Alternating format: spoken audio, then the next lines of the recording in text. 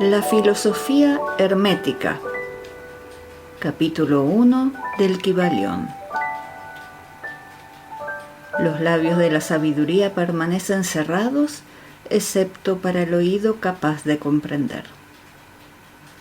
Desde el antiguo Egipto han venido las enseñanzas fundamentales y secretas que tan fuertemente han influido en los sistemas filosóficos de todas las razas y de todos los pueblos durante centurias enteras. Egipto, la patria de las pirámides y de la esfinge, fue la cuna de la sabiduría secreta y de las doctrinas místicas. Todas las naciones han sacado las suyas de sus doctrinas esotéricas. La India, Persia, Caldea, Medea, China, Japón, Asiria, la antigua Grecia y Roma y otros no menos importantes países se aprovecharon libremente de las doctrinas formuladas por los hierofantes y maestros de la tierra de Isis, conocimientos que solo eran transmitidos a los que estaban preparados para participar de lo oculto.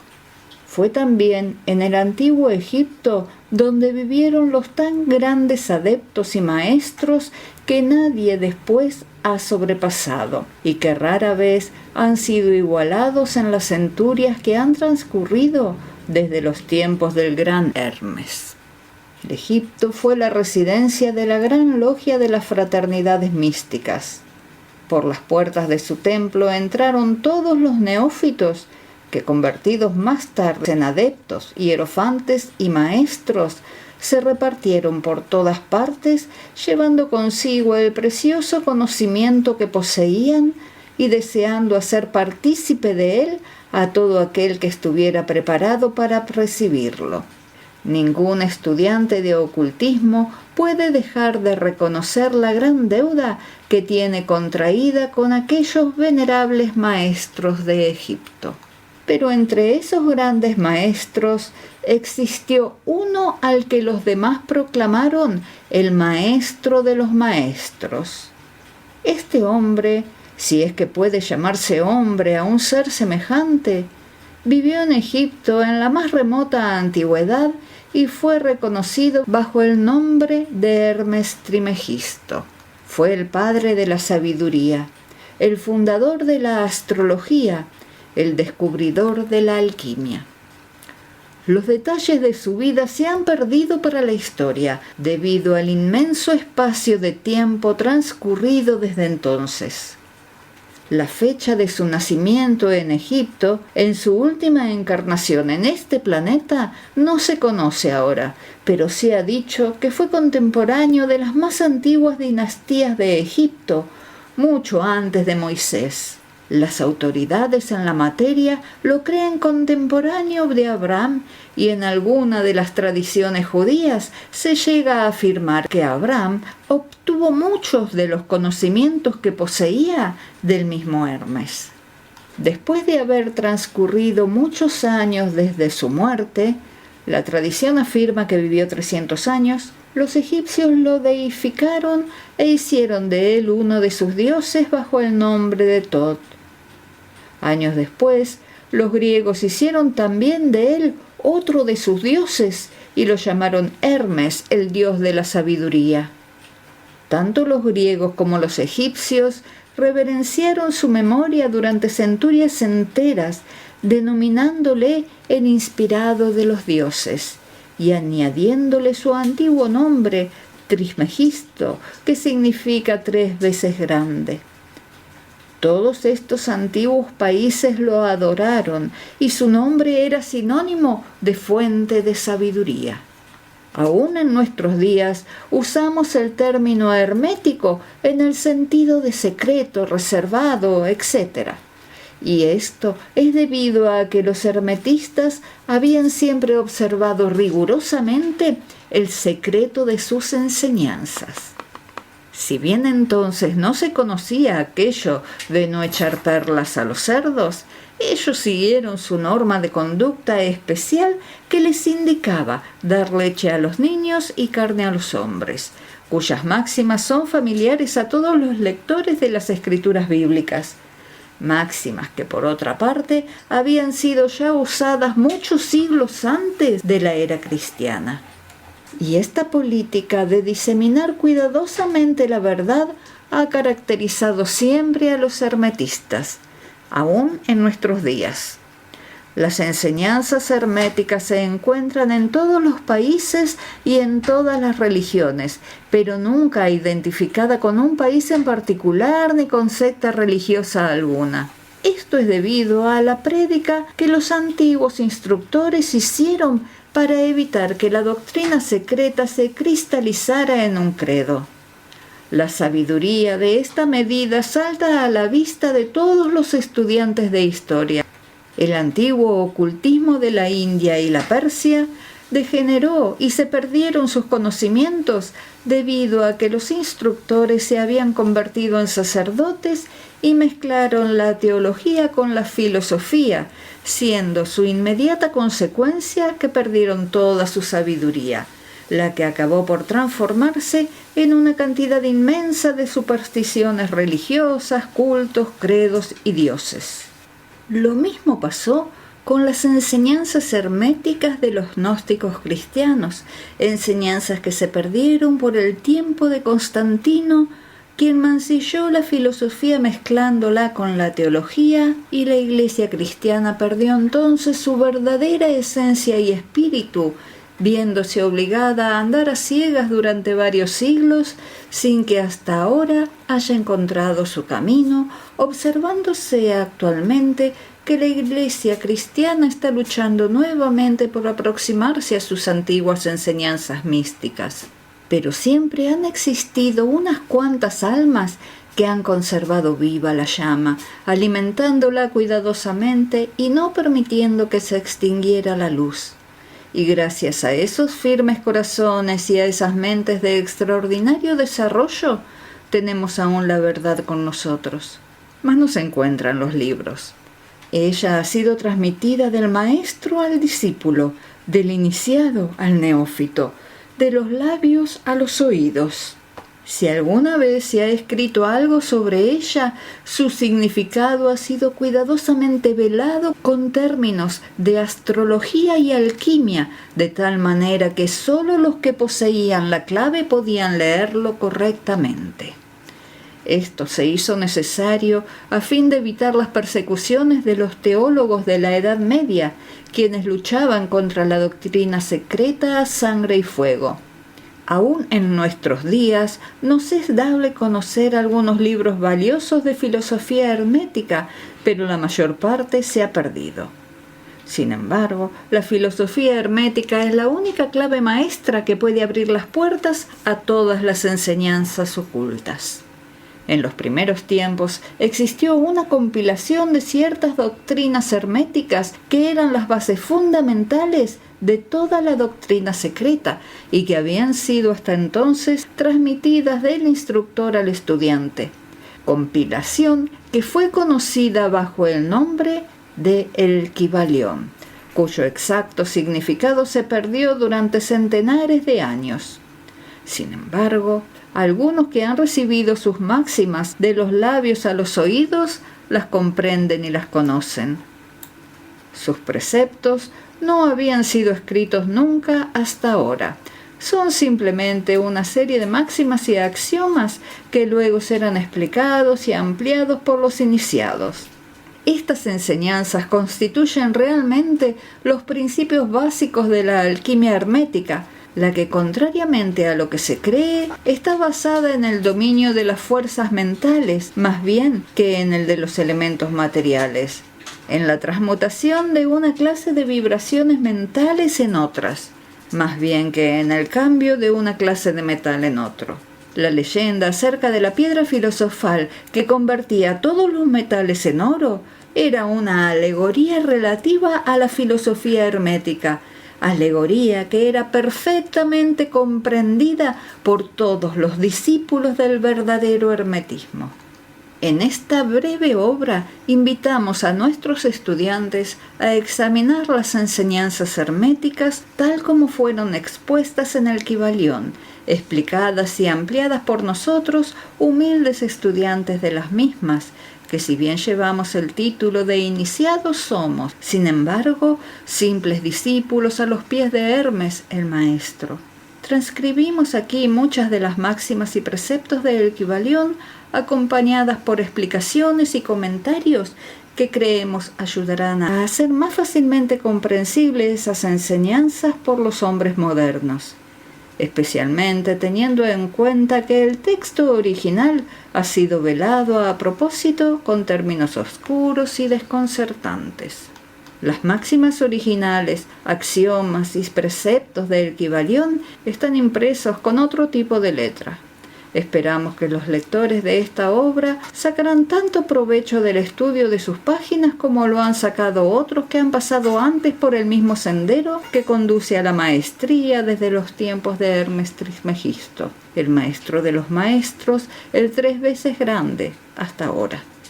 Dice el Kybalión: donde quiera que estén las huellas del maestro, allí los oídos del que está pronto para recibir sus enseñanzas se abren de par en par.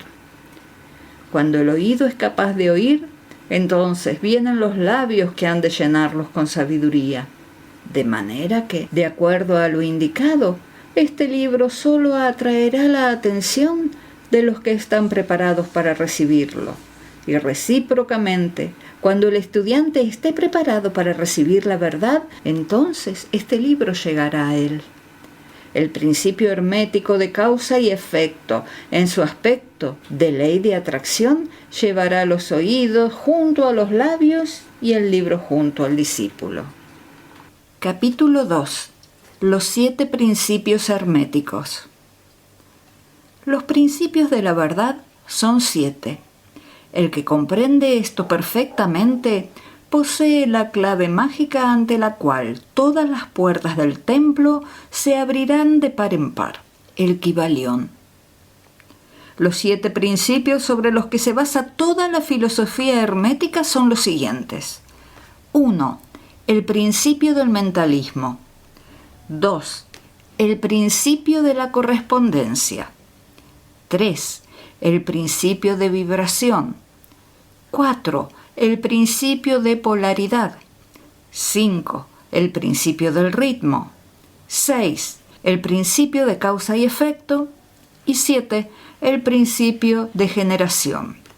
1. El principio del mentalismo. El todo es mente, el universo es mental, el Kybalión. Este principio encierra la verdad de que todo es mente. Explica que todo, que es la realidad sustancial que se oculta detrás de todas las manifestaciones y apariencias que conocemos bajo los nombres de universo material, fenómenos de vida, materia, energía, etc. Y en una palabra, todo cuanto es sensible a nuestros sentidos materiales es espíritu, quien en sí mismo es inconocible e indefinible, pero que puede ser considerado como una mente infinita, universal y viviente. Explica también que todo el mundo fenomenal o universo es una creación mental del todo en cuya mente vivimos, nos movemos y tenemos nuestro ser.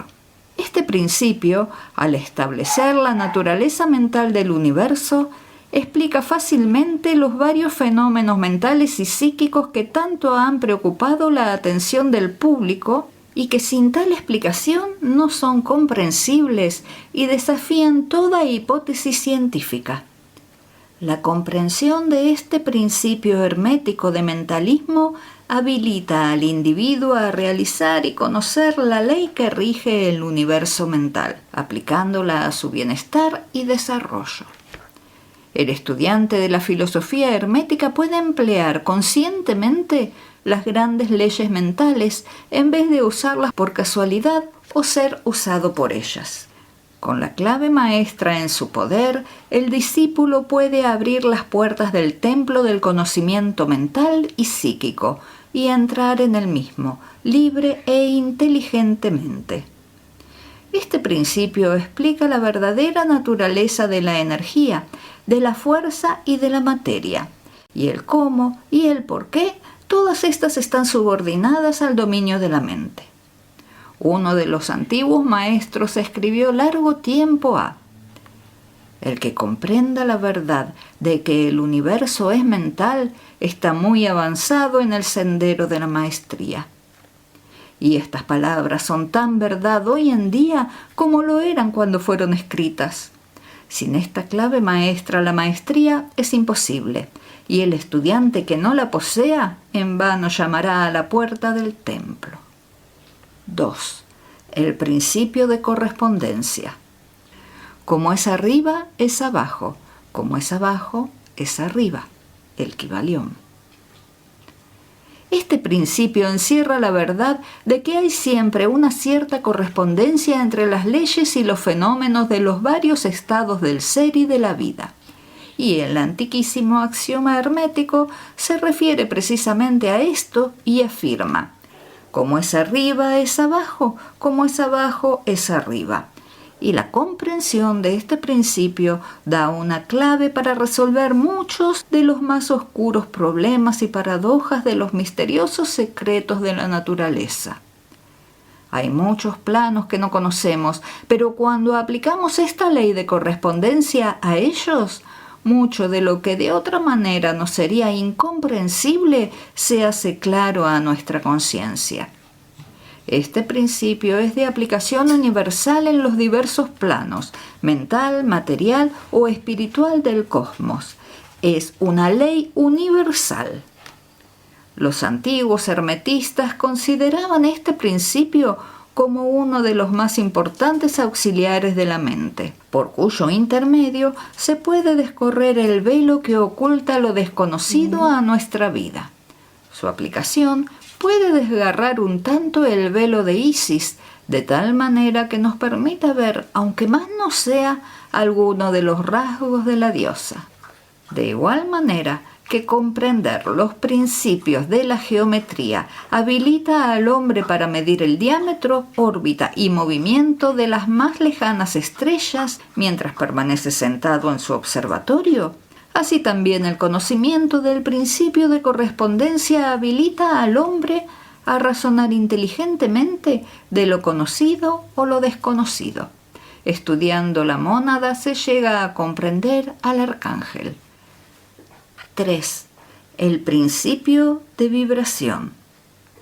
Nada está inmóvil, todo se mueve, todo vibra. El Kybalión. Este principio encierra la verdad de que todo está en movimiento, de que nada permanece inmóvil, cosas ambas que confirma por su parte la ciencia moderna y cada nuevo descubrimiento lo verifica y comprueba. Y a pesar de todo, este principio hermético fue enunciado cientos de años por los maestros del antiguo Egipto.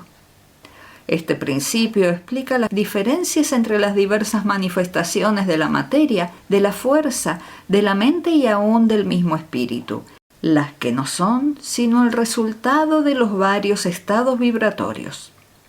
Desde el todo, que es puro espíritu, hasta la más grosera forma de materia, todo está en vibración.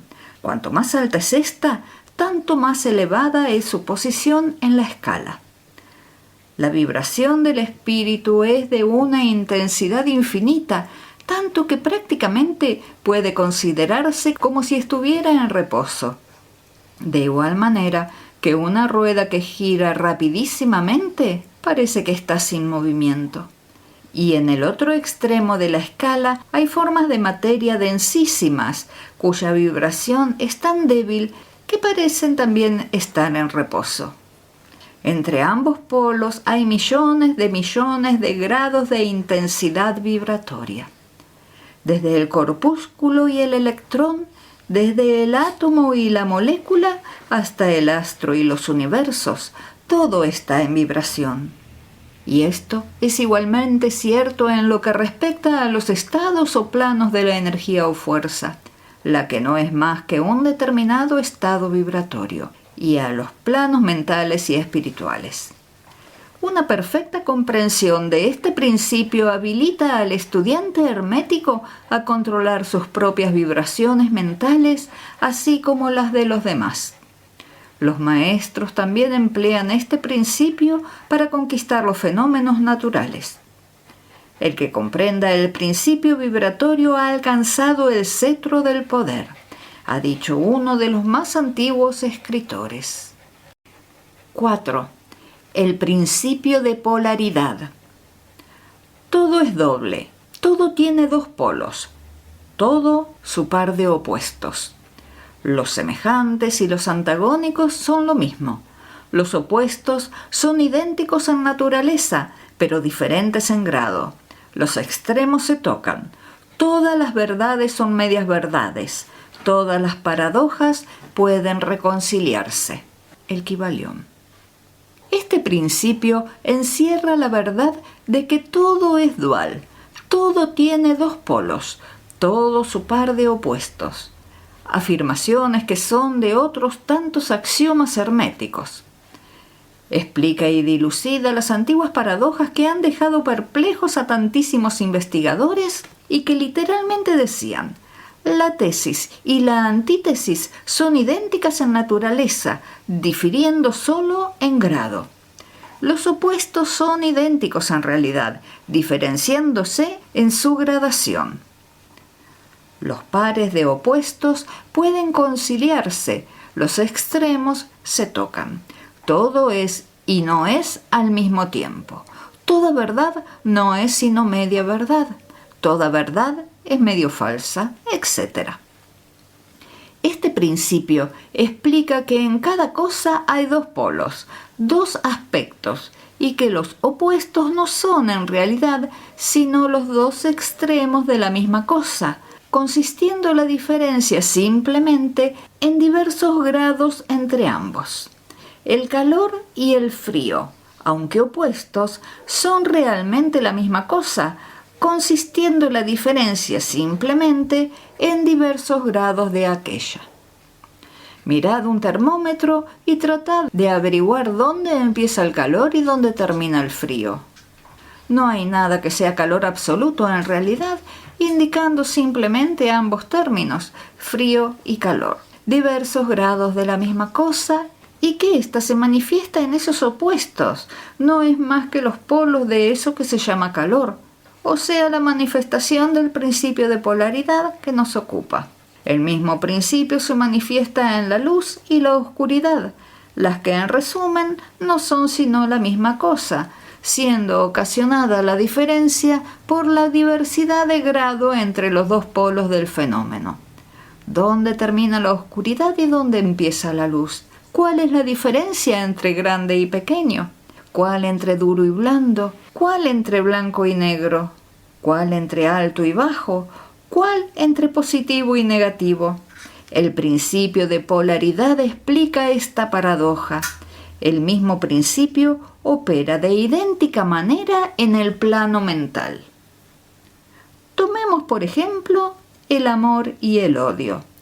Dos estados mentales completamente distintos aparentemente, y notaremos que hay muchos grados entre ambos, tantos que las palabras que nosotros usamos para designarlos, agradable y desagradable, se esfuman una en la otra hasta tal punto que muchas veces somos incapaces de afirmar si una cosa nos causa placer o disgusto. Todas no son más que gradaciones de una misma cosa, como lo comprenderéis claramente por poco que meditéis sobre ello. Y aún más que esto, es posible cambiar o transmutar las vibraciones de odio por vibraciones de amor, en la propia mente y en la mente de los demás, lo que es considerado como lo más importante por los hermetistas. Muchos de los que leéis estas páginas habréis tenido experiencias en vosotros mismos y en los demás de la rápida e involuntaria transición del amor en odio y recíprocamente. Y ahora comprenderéis la posibilidad de efectuar esto por medio del poder de la voluntad, de acuerdo con las fórmulas herméticas. El bien y el mal no son sino polos de una misma y sola cosa, y el hermetista comprende y conoce perfectamente el arte de transmutar el mal en bien aplicando inteligentemente el principio de polaridad. En una palabra, el arte de polarizar se convierte en una fase de la alquimia mental, conocida y practicada por los antiguos y modernos maestros herméticos.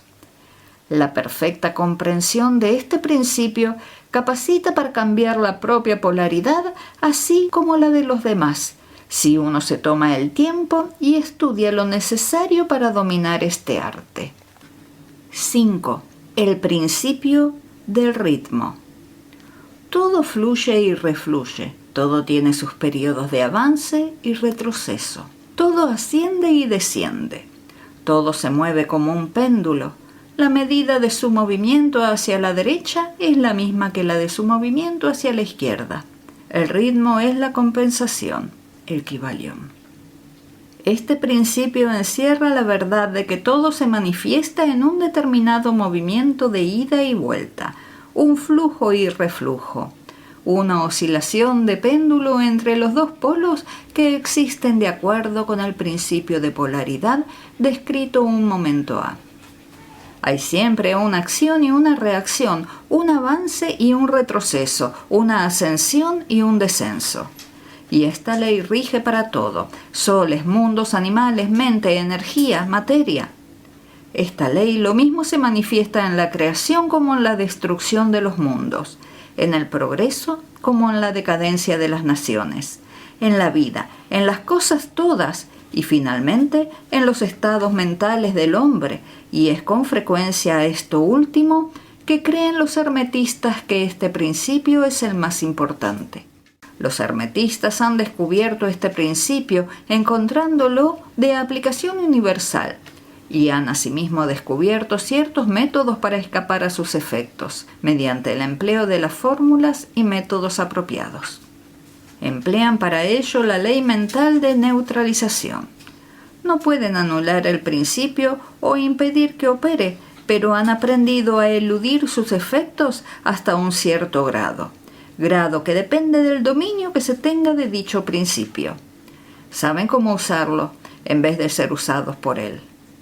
En este y en otros parecidos métodos consiste la ciencia hermética. El maestro se polariza a sí mismo en el punto donde desea quedarse y entonces neutraliza la oscilación rítmica pendular que tendería a arrastrarlo hacia el otro polo. Todos los que han adquirido cierto grado de dominio sobre sí mismos ejecutan esto hasta cierto punto, consciente o inconscientemente.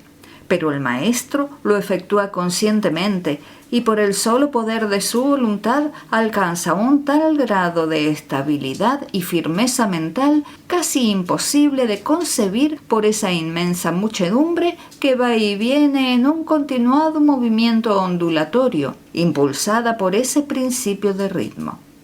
Este, así como el de la polaridad, ha sido cuidadosamente estudiado por los hermetistas y los métodos de contrabalancearlos, neutralizarlos y emplearlos forman una de las partes más importantes de la alquimia mental hermética. 6. El principio de causa y efecto. Toda causa tiene su efecto, todo efecto tiene su causa. Todo sucede de acuerdo a la ley. La suerte no es más que el nombre que se le da a la ley no reconocida. Hay muchos planos de casualidad, pero nada escapa a la ley. El Kybalión. Este principio encierra la verdad de que todo efecto tiene su causa y toda causa su efecto. Afirma que nada ocurre casualmente y que todo ocurre conforme a la ley. La suerte es una palabra vana y si bien existen muchos planos de causas y efectos, dominando los superiores a los inferiores, aún así ninguno escapa totalmente a la ley. Los hermetistas conocen los medios y los métodos por los cuales se puede ascender más allá del plano ordinario de causas y efectos, hasta cierto grado, y alcanzando mentalmente el plano superior, se convierten en causas en vez de efectos. Las muchedumbres se dejan llevar, arrastradas por el medio ambiente que las envuelve o por los deseos y voluntades de los demás, si estos son superiores a las de ellas. La herencia, las sugestiones y otras múltiples causas externas las empujan como autómatas en el gran escenario de la vida. Pero los maestros, habiendo alcanzado el plano superior, dominan sus modalidades, sus caracteres, sus cualidades y poderes, así como el medio ambiente que los rodea, convirtiéndose de esta manera en dirigentes en vez de ser los dirigidos. Ayudan a las masas y a los individuos a divertirse en el juego de la vida en vez de ser ellos los jugadores o los autómatas movidos por ajenas voluntades. Utilizan el principio en vez de ser sus instrumentos. Los maestros obedecen a la casualidad de los planos superiores en que se encuentran, pero prestan su colaboración para regular y regir en el propio plano. En lo dicho está condensado un valiosísimo conocimiento hermético. Que el que sea capaz de leer entre líneas lo descubra. Es nuestro deseo. 7. El principio de generación. La generación existe por doquier. Todo tiene su principio masculino y femenino. La generación se manifiesta en todos los planos. El Kybalión. Este principio encierra la verdad de que la generación se manifiesta en todo, estando siempre en acción los principios masculino y femenino. Esto es verdad, no solamente en el plano físico, sino también en el mental y en el espiritual. En el mundo físico, este principio se manifiesta como sexo, y en los planos superiores toma formas más elevadas, pero el principio que subsiste siempre es el mismo. Ninguna creación física, mental o espiritual es posible sin este principio. La comprensión del mismo ilumina muchos de los problemas que tanto han confundido la mente de los hombres.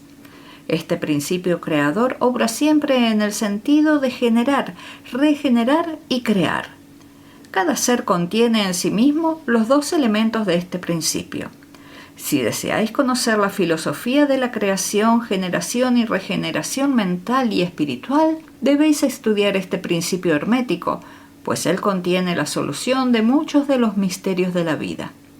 Os advertimos que este principio nada tiene que ver con las perniciosas y degradantes teorías, enseñanzas y prácticas que se anuncian con llamativos títulos, las que no son más que una prostitución del gran principio natural de generación. Tales teorías y prácticas no son más que la resurrección de las antiguas doctrinas fálicas que solo pueden producir la ruina de la mente, del alma y del cuerpo. Y la filosofía hermética siempre ha alzado su verbo de protesta contra estas licencias y perversiones de los principios naturales. Si lo que deseáis son tales enseñanzas, debéis irlas a buscar a otra parte. El hermetismo nada contiene sobre ellas. Para el puro, todas las cosas son puras. Para el ruin, todas son ruines. Capítulo 3. Transmutación mental. La mente, así como todos los metales y demás elementos, pueden ser transmutados de estado en estado, de grado en grado, de condición en condición, de polo a polo, de vibración en vibración. La verdadera transmutación hermética es una práctica, un método, un arte mental. El Kybalión. Como indicamos anteriormente, los hermetistas fueron los verdaderos creadores de la alquimia, de la astrología y la psicología, habiendo sido Hermes el fundador de esas escuelas de pensamiento. De la astrología ha derivado la astronomía moderna, de la alquimia ha surgido la química y de la psicología mística la psicología moderna. Mas no debe suponerse que los antiguos fueron unos ignorantes respecto a lo que las escuelas modernas creen de su exclusiva propiedad. Las inscripciones grabadas en las piedras y monumentos de Egipto prueban concluyentemente que los antiguos poseían el más perfecto conocimiento acerca de la astronomía, mostrando la construcción de las mismas pirámides, una relación estrechísima entre sus designios y su conocimiento de la ciencia astronómica. Tampoco debe suponerse que ignoran la química, pues los fragmentos de antiguas escrituras descubiertas muestran que estaban muy familiarizados con las propiedades químicas de los cuerpos. En una palabra, sus teorías respecto a la física han sido posteriormente verificadas y confirmadas por los últimos descubrimientos de la ciencia moderna, sobre todo en lo que se refiere a la constitución de la materia.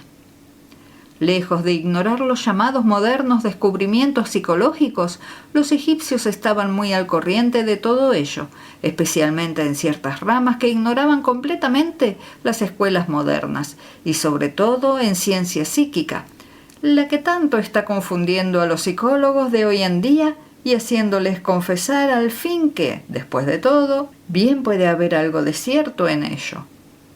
Lo cierto es que además de la química, astronomía y psicología, esto es, la psicología en su aspecto de función cerebral, los antiguos poseían un conocimiento trascendental de la astronomía que se llamó alquimia y de la psicología trascendental titulada psicología mística. Y no solamente poseían este conocimiento interno, sino que también el externo, siendo este último el único que conocen los hombres de ciencia modernos. Entre los muchos aspectos y tópicos de conocimientos secretos de los hermetistas se encuentra lo que se conoce como transmutación mental, de la que vamos a tratar en este capítulo. Transmutación es el término generalmente empleado para designar el antiguo arte de transmutar los metales, especialmente los de poco valor, en oro. La palabra transmutar significa cambiar de naturaleza, de sustancia y de forma convirtiéndose en otra, transformarse en otra cosa. Webster. Y de acuerdo con esa definición, transmutación mental significa el arte de transformar o cambiar los estados, cualidades, formas, condiciones mentales, etc. en otros. Así que podéis ver que la transmutación mental no es otra cosa que una especie de química mental, y si preferís el término, una forma especial práctica de psicología mística. Mas esto tiene un significado muchísimo mayor de lo que parece a simple vista. La transmutación alquímica en el plano mental es tan importante en sus efectos que de ser conocida sería uno de los estudios más importantes para el hombre. Y esto no es más que el principio. Veamos por qué. El primero de los 7 principios herméticos es el de mentalismo, que afirma que el todo es mente, que el universo es mental. Lo que significa que la única realidad que se oculta tras todo cuanto existe es mente. Y el universo en sí mismo es una creación mental. Esto es, existe en la mente del todo. Consideraremos este principio en las sucesivas lecciones, pues ahora vamos a estudiar sus efectos, suponiendo que dicho principio fuera cierto. Si el universo es de naturaleza mental, entonces la transmutación mental debe ser el arte de cambiar o transformar las condiciones del universo, trátese de la materia, de la energía o de la mente. Así que esa transmutación no es otra cosa que la magia, de la que tanto han hablado los escritores antiguos en sus obras místicas, pero acerca de la cual daban tan pocas instrucciones prácticas. Si todo es mental, entonces la posesión del medio que permita transmutar las condiciones mentales debe hacer del maestro el dirigente y controlador de las condiciones materiales, así como de las operaciones llamadas mentales. Es muy cierto que nadie, excepto los alquimistas mentales más avanzados, han alcanzado el grado de poder necesario para dominar las condiciones físicas más densas, tales como los elementos de la naturaleza, la producción y cesación de las tempestades, la producción y cesación de terremotos u otros fenómenos físicos de cualquier clase. Pero que tales hombres existieron y que existen es una cosa que no duda ningún ocultista, sea de la escuela que sea. Los mejores instructores aseguran a sus estudiantes que los maestros existen, habiendo aquellos tenido algunas experiencias personales que justificaban su creencia. Estos maestros no hacen exhibición pública de sus poderes, sino que por el contrario permanecen solitarios para poder así actuar y trabajar mejor en el sendero de la realización. Mencionamos aquí su existencia meramente para llamar vuestra atención acerca de que sus poderes son enteramente mentales y que operan en el sentido de la más elevada transmutación mental, según el principio del mentalismo de El Kybalión, que dice: el universo es una creación mental. Mas los estudiantes y hermetistas de los grados inferiores al maestro, los iniciados e instructores, pueden también actuar y obrar libremente en el plano mental. Todo cuanto llamamos fenómenos psíquicos, influencia mental, mentalismo, etc., son transmutación mental, pues existe un principio único y nada importa el nombre que se dé a los fenómenos que se produzcan. El que practica la transmutación mental trabaja en ese plano, transformando condiciones y estados mentales en otros, de acuerdo con fórmulas más o menos eficaces. Los varios tratamientos, afirmaciones, autosugestiones, etc., de las escuelas mentalistas no son más que esas mismas fórmulas, muy a menudo imperfectas y empíricas, del arte hermético. La mayoría de los que las practican son unos ignorantes comparados con los antiguos maestros, porque no poseen el conocimiento fundamental sobre la cual está basada esta operación. No solamente los estados mentales de uno mismo pueden ser transmutados según los métodos herméticos, sino que también puede hacerse esto con la mentalidad de los demás, y efectivamente todos sufrimos transformaciones mentales de cualquier índole, inconscientemente por lo general, pero a veces conscientemente, cuando comprendemos algo acerca de las leyes y principios que los rigen, y sobre todo cuando los demás ignoran los medios de protegerse a sí mismos. Muchos estudiantes de mentalismo saben que las condiciones materiales dependen de las mentes de los demás y pueden ser transmutadas y cambiadas de acuerdo con los deseos de la persona que quiere modificar sus condiciones de vida.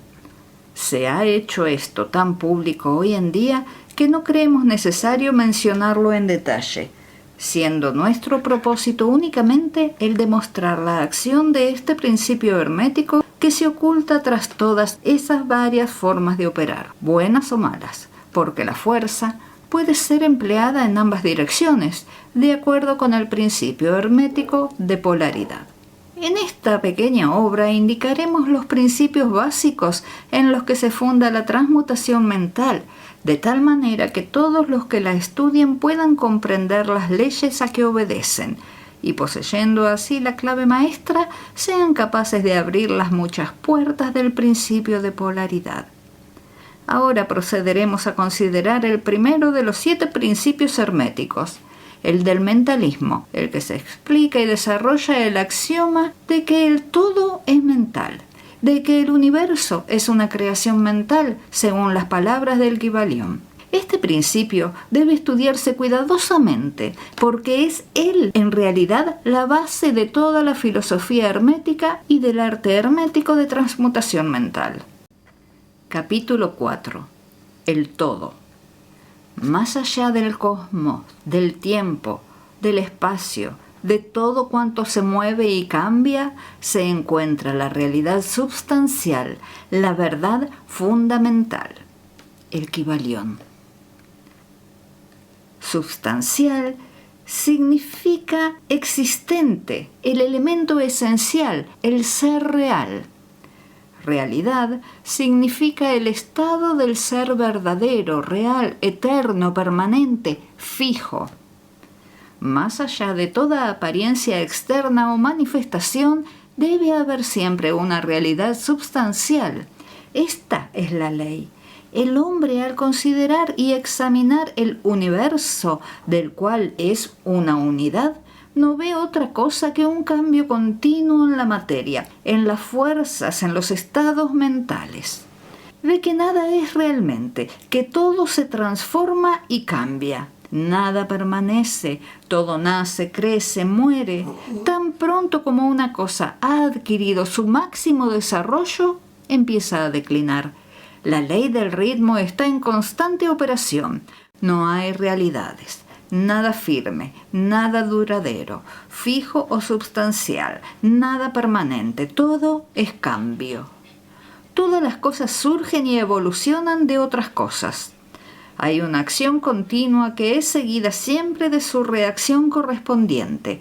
Todo fluye y refluye, todo se construye y derrumba, todo es creación y destrucción, vida y muerte.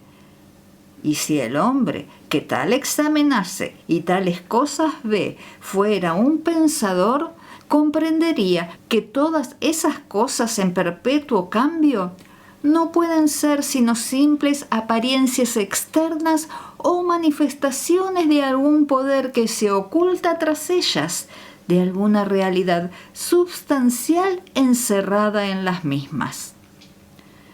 Todos los pensadores de cualquier país o época se han visto obligados a afirmar la existencia de esta realidad substancial. Todas las filosofías, cualquiera que haya sido su nombre, se han basado en esta idea. Los hombres han dado a esta realidad substancial muchos nombres. Algunos la han denominado Dios, otros divinidad infinita y eterna energía, materia, etc. Pero todos han reconocido su existencia. Es evidente por sí misma, no necesita argumentos. En estas lecciones hemos seguido el ejemplo de algunos de los más grandes pensadores del mundo, antiguos y modernos, los maestros herméticos, y hemos denominado a ese poder que se oculta tras todas las manifestaciones, a esa realidad sustancial, por su nombre hermético del todo, cuyo término nos parece el más amplio de los que puede emplear el hombre. Aceptamos y enseñamos las teorías de los grandes pensadores herméticos, como también las de esas almas iluminadas que han ascendido a planos superiores de existencia. Unos y otros afirman que la naturaleza íntima del todo es incognoscible. Y esto debe ser así efectivamente, pues nadie, excepto el todo mismo, puede comprender su propia naturaleza y su propio ser. Los hermetistas creen y enseñan que el todo en sí mismo es y debe ser incognoscible. Consideran las teorías y especulaciones de los teólogos y metafísicos respecto a la naturaleza íntima del todo como esfuerzos infantiles de mentes mortales para sorprender el secreto del infinito. Todos esos esfuerzos han fracasado siempre y seguirán fracasando debido a la naturaleza misma de la tarea. El que especula sobre ello se encuentra perdido en un laberinto de pensamientos sin salida y si persiste en su intento, acaba por perder toda capacidad para razonar sanamente hasta llegar a serle imposible la vida. Se encontraría en una situación parecida a la de la ardilla, que en la jaula se pone a girar en su rueda, sin moverse del mismo sitio, continuando tan prisionera como antes de haber comenzado. Y aún muchos, más presuntuosos, son esos que tratan de atribuir al todo la personalidad, cualidades, propiedades, características y atributos de ellos mismos, como si el todo tuviera las emociones, sentimientos y características de los humanos. Y llega hasta atribuirle malas cualidades, como los celos, la susceptibilidad a la alabanza y a la oración, el deseo de que se le ofenda y se le adore y todas esas cosas que nos han legado como herencia de los primeros días de la infancia de la humanidad. Tales ideas no le sirven para nada al hombre desarrollado y acaban por dejarlas a un lado. Creemos deber indicar que hacemos una distinción entre la filosofía y la metafísica. Religión significa para nosotros la realización intuitiva de la existencia del todo y de la relación entre uno mismo y él. mientras que la teología significa para nosotros el esfuerzo o los esfuerzos que hace el hombre para atribuirle las propias cualidades, personalidad, características, etc., así como sus teorías, proyectos, deseos y designios, asumiendo el papel del intermediario entre el todo y el pueblo. La filosofía significa para nosotros la especulación que tiende a comprender las cosas cognoscibles y pensables, permítasenos la palabra, en tanto que la metafísica indica la tentativa de inquirir entre las nebulosidades de las regiones de lo incognoscible y de lo impensable, la que, al fin y al cabo, tiene la misma tendencia que la teología. Consecuentemente, la religión y la filosofía significan para nosotros cosas que tienen realidad por sí mismas, en tanto que la teología y la metafísica son algo así como senderos tortuosos y laberínticos por los que circula la ignorancia y forman la base más insegura e inestable sobre la que puede apoyarse la mente o el alma del hombre. No insistiremos para que aceptéis estas definiciones. Las mencionamos con el único objeto de deslindar nuestra posición. De todas maneras, muy poco hablaremos en estas lecciones de teología y metafísica. Si bien es cierto que la naturaleza esencial del todo es incognoscible, hay, sin embargo, ciertas verdades relacionadas con su existencia que la mente humana se ve obligada a aceptar. El examen de estas constituye un asunto apropiado para la investigación, particularmente por lo que se refiere a lo que el iluminado nos transmite de sus impresiones en los más elevados planos de existencia. Y a esta investigación os invitamos ahora. Lo que constituye la verdad fundamental, la realidad sustancial, está más allá de toda denominación, pero el sabio lo llama el todo. En su esencia, el todo es incognoscible, mas el dictamen de la razón debe ser recibido hospitalitariamente y tratado con respeto. La razón humana, cuyo dictamen debemos aceptar tanto como lo juzguemos conveniente, nos dice respecto al todo, sin pretender desgarrar el velo de lo incognoscible. 1. El todo debe ser todo lo que realmente es.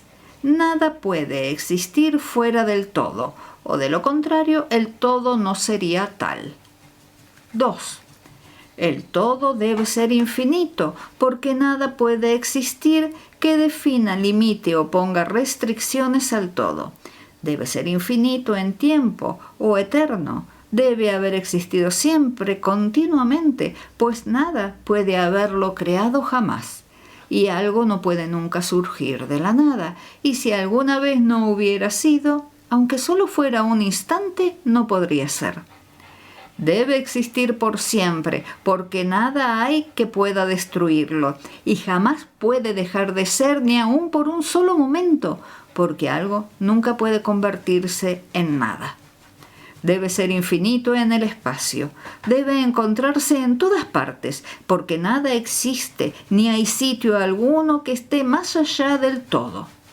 No puede ser de otra manera sino continuo y omnipresente en el espacio, sin cesación, separación o interrupción, porque no hay nada en él que pueda interrumpirse, separarse o cesar en su absoluta continuidad, y nada existe tampoco que pueda llenar las grietas.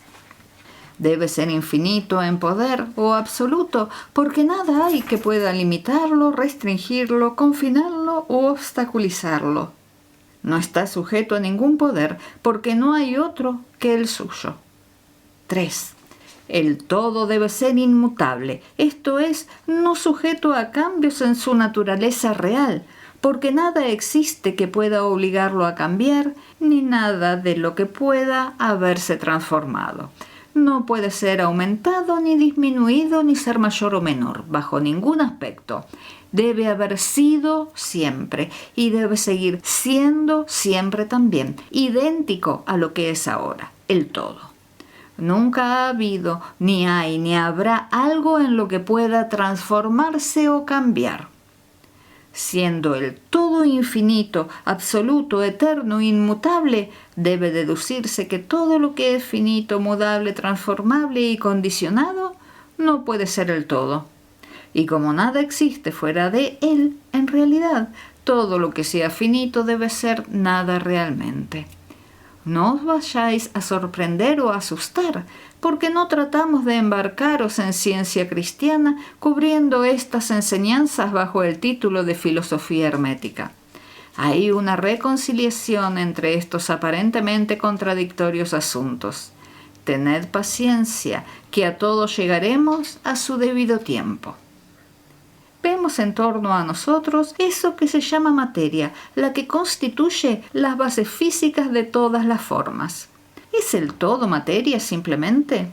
Absolutamente no. La materia no puede manifestar vida o mentalidad, y como la mente está manifestada en el universo, el todo no puede ser materia, pues nada asciende más allá de su propia fuente. Nada puede manifestarse en un efecto si no lo está también en la causa.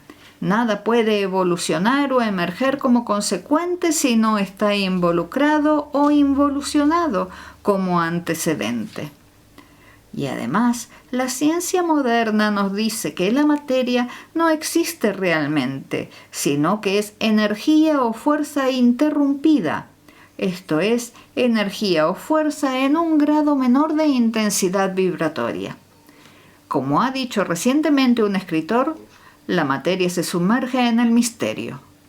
Aún la ciencia materialista ha abandonado la teoría de la materia y ahora descansa sobre la base de la energía. ¿Es pues el todo mera fuerza o energía? No.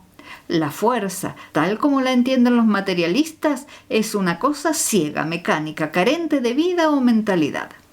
La vida y la mente no pueden nacer de ciega energía, por las razones dadas un momento A.